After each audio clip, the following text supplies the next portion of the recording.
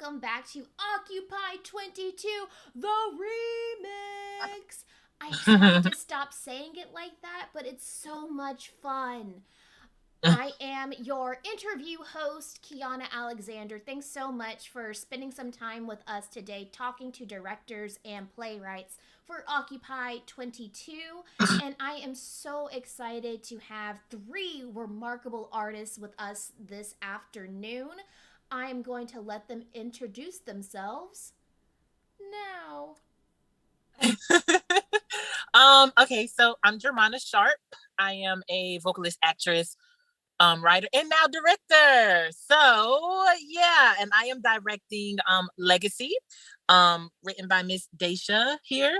And yeah, that's it. I don't like to spend too much time on myself, but that's it. Yep. Hi, my name is Daysha Veronica, and I am the playwright of Legacy. My pronouns are she, her. And I used to act growing up, but I am very much a writer at heart. So that's me. And I'm Abby Davis. My pronouns are she, her. I am directing Craiglisted. And yeah, I began as an actor, but in the last couple of years have shifted to directing, which I think that's my thing now. So for the time being at least. Well, I think now we have a perfect kind of segue into the how did you become a theater maker question, especially given that all of you mention acting in your past. So let's kind of just talk about it. How did folks start in theater, and what was that transition from actor to insert name here for you? We'll start with Deja.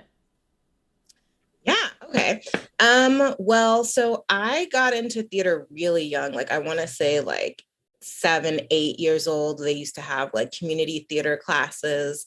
And so acting was kind of like the natural thing that they offered to us. And I really enjoyed it. Like honestly, like it was a thing. I've now learned in life that I'm an empath, and it makes sense why it was so hard for me to leave characters once I was done with them. Like I would take them into just my regular life because I loved being in someone else's shoes. In high school, I continued my passion for acting, and then I will say I wanted to audition to be Madge in Picnic by William Inge. And I just, that process sticks out to me so much because there was certain coded language in the descriptions of Madge that made it very clear that a Black woman could not fit this unless you as the director were willing to think outside of that. And I think I've always had a love and a passion for writing, but after that particular experience, I just kind of realized that, women, especially Black women, it's hard for us to be written in the theatrical canon as desirable or as the lead character or as a love interest or any of those very human desires. And so I then decided to go back for my MFA in playwriting. And I center Black women, Black experiences at the core of what I write about. I absolutely love that evolution, especially because that feels so much like the evolution I have as an artist, even though my end destination was not playwright, but it was arts administration. Just because, like, oh yeah, we need more ladies of color in that whole arena as well. Mm. But yeah, I ooh, something about identifying as an empath also really resonated with me because I definitely internalized some of my characters in the past. Yeah. Uh, Either of our other guests, Abby, Germana, either of y'all have that same experience? Yeah, I as I said, went from acting and kind of found more recently, my new interest in directing. I started a little bit later. I grew up, singing like in like my school choir and in church and so I had that sort of introduction to the arts in general, and then I was like a band kid, and then finally in high school I was like, I have an interest in acting, and so I auditioned for a couple of shows, and after I think my sophomore year, I finally got cast in something, and so I did musical theater for the longest time, and something changed when I went to college, and I found that I didn't like the sort of competitiveness of acting in that environment and professionally. And while I do enjoy acting, I don't know. I took a directing class my senior year and just had a new perspective on on what I love to do. So I've just explored that for the past couple of years, and it's been really refreshing. So I'm still kind of figuring out exactly what really like sparks the most joy for me in terms of directing.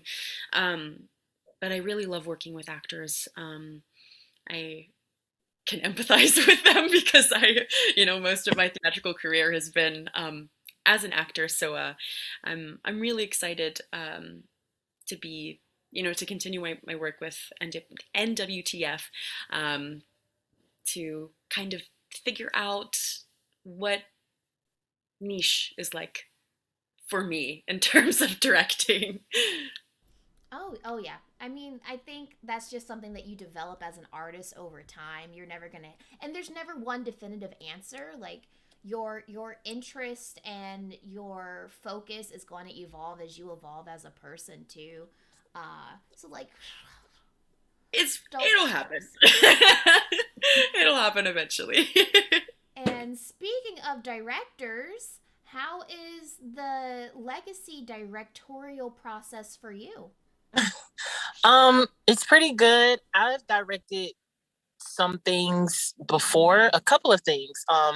But I'm trying to dip more into it so I can learn more about my craft as an actor. I love acting. I love performing. I love entertaining. I started as a vocalist. I have a background in entertainment as far as family goes. And I just think that ever since I can remember, I started singing around 3. And I think that ever since I could remember, it's just been singing, singing, singing. And then I always had a personality type for just being someone else. You can take that how you want to take it. But I think that, my powers would be best used on the stage. So I started acting in high school, and my first role was for Colored Girls. And I really like that was for someone's first role. That's a very intense process for a kid. That's exactly what I was It's gonna say. I'm like, yeah, that is throwing you right especially into the for deep end. right, especially for a young Black girl who's never experienced any of that. So it was fun. It was interesting. It was, it opened my mind, and it was a very you grow a little bit. You have to become a little bit more mature than what you are at that time, as a kid, and you learn different things that you never thought were happening in the world because you're new to the world, right? So you're new to these experiences. And so acting opened up different experiences for me. And I totally enjoy it. And I love being on stage. But then I started to wonder how how how do you make that magic? It's not just the actors, other people. So I started to write more. I started to pay attention to directors and what they wanted and why they wanted it. And I thought that, maybe I could do that too. Not just like, oh, I could be a director. That's easy. I took the time to learn. And I guess the best way to really, really learn is to just jump into it. So that's what I did. and NWTF has been so open to me in the past, with different things, and I'm so glad that they let me direct one of their awesome productions, written by Daysha. And yeah, so it's just something that I want to add to my resume, but also be really really good at, and just stretch my arm as far as I can in this industry. One of the most self-evident truths I think about our industry is that we all have to have multiple hats, right? Like you can still be a Yeah. vocalist, you can still be an actor, but also a director, also arts administration, also a producer. There's just so many avenues and so many hands needed to make a great production, to make a great anything in the arts. So I just want to say, hey friends, I see you out here with all these hats on. I see you. Our necks get real heavy, y'all, from all the hats that we have to wear. Mm. But we do have. I nope. You know what? That was a horrible segue. Audience, guess. I apologize. I disliked that segue. But we're going to start talking about the shows themselves that we are focusing on. So we have Legacy and we have Craiglisted. So just kind of briefly, what are these stories centering? What are they about? With no spoilers, please. You like I to go? I can. Yeah, you totally go. Okay, cool. Thank you. Yeah, Craiglisted is a show that we are.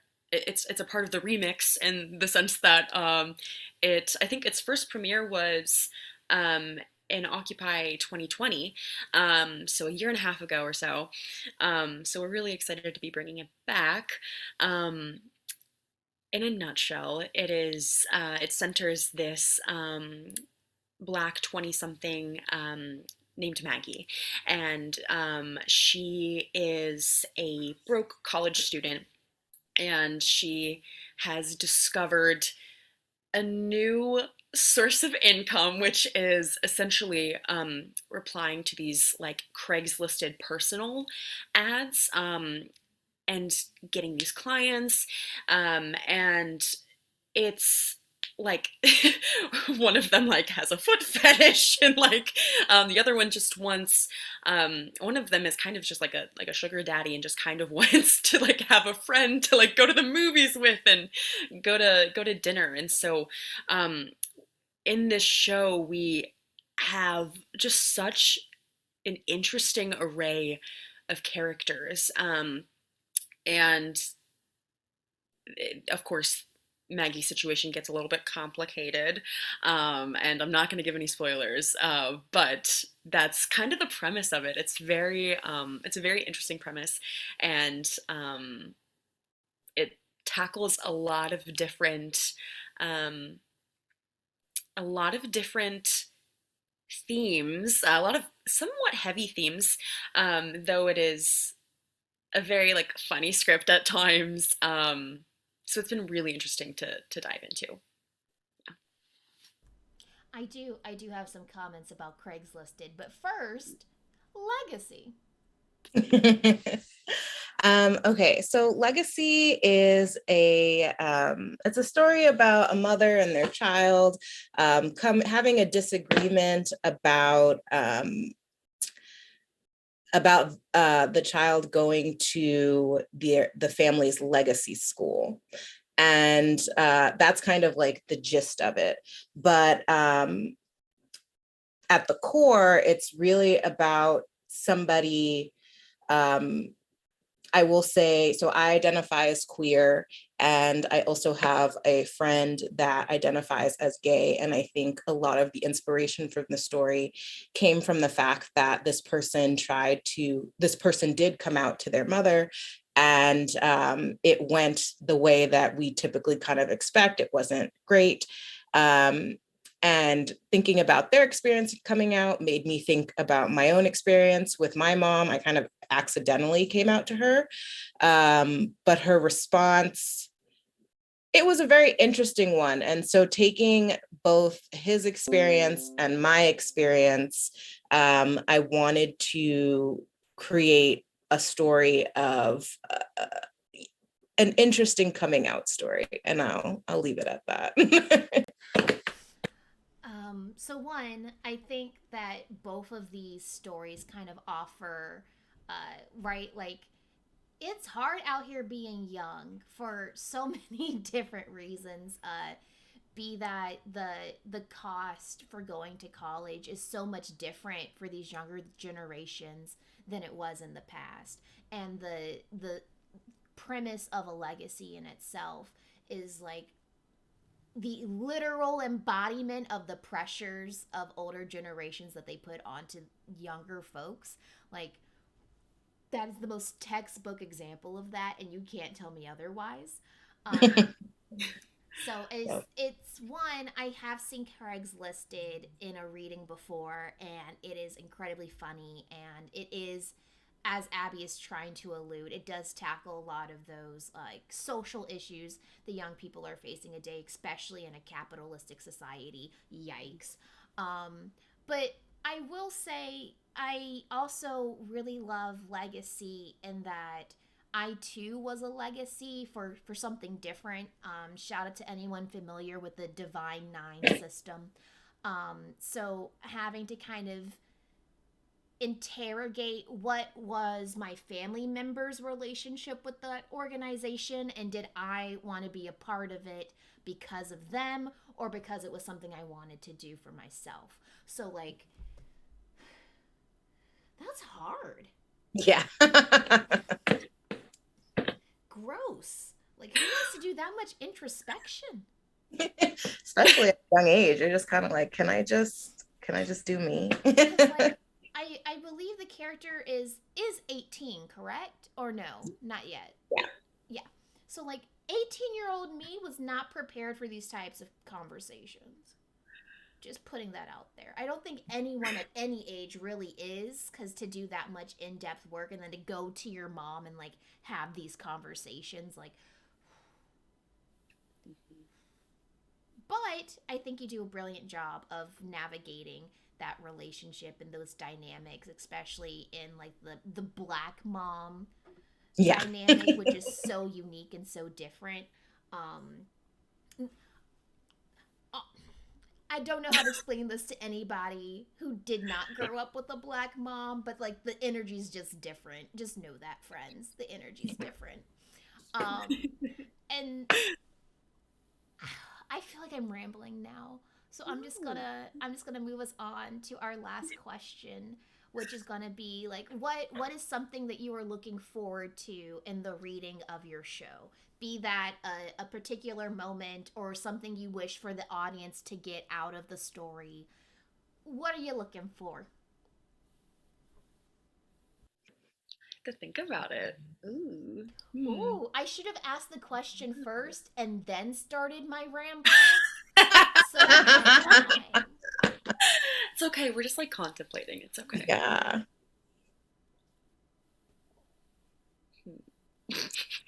I will say for me, so this will be the third time that I've heard Legacy aloud.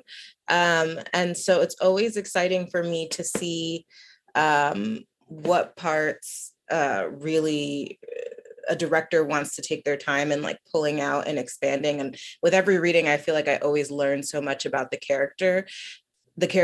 I think as far as like what I want the audience to take away, I mean, for me, I'm just much more interested in experiencing how they're experiencing the play, because, you know, I have my story and I know why I wrote it, but I find as a writer, it's just, you know, people help me to see things that I'm like, wow, I did not.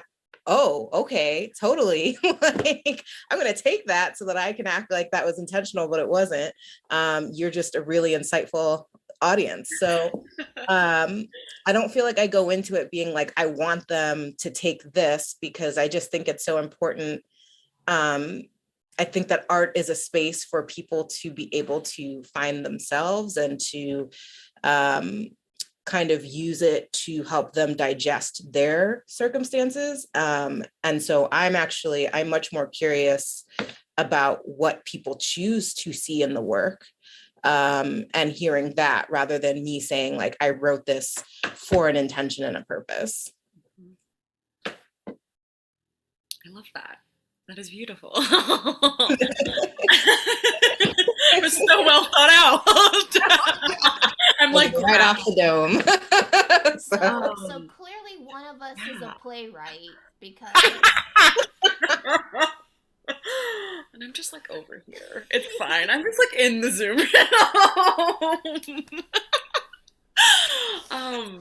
No, I'm so excited. I'm so excited for the readings.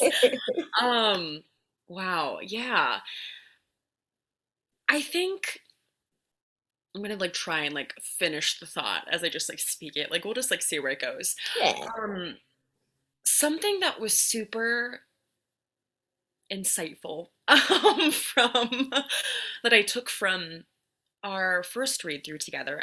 Craiglisted is a longer script, and we only have 3 rehearsals, so it's been really tough carving out the time to actually work.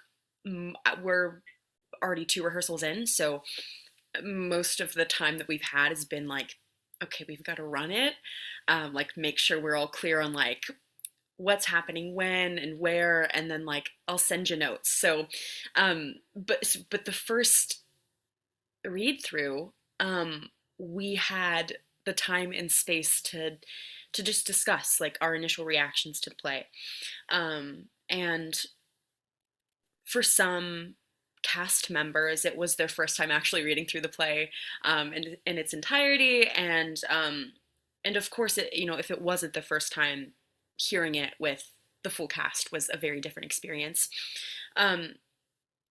What I found so interesting from that was just hearing the many different themes that were just being tossed around and like the different places that the conversation was going. And so when I think about Craiglisted, there's not there's not one thing that I like, there's not one huge prominent theme that I automatically associate with it. And so I'm really interested and excited to see what audiences take from it. Like I want to know what their biggest takeaway is going to be. And of course I'm excited to learn more about the script as we, work through it in one more rehearsal and then record it. So it's gonna be really fun and super exciting.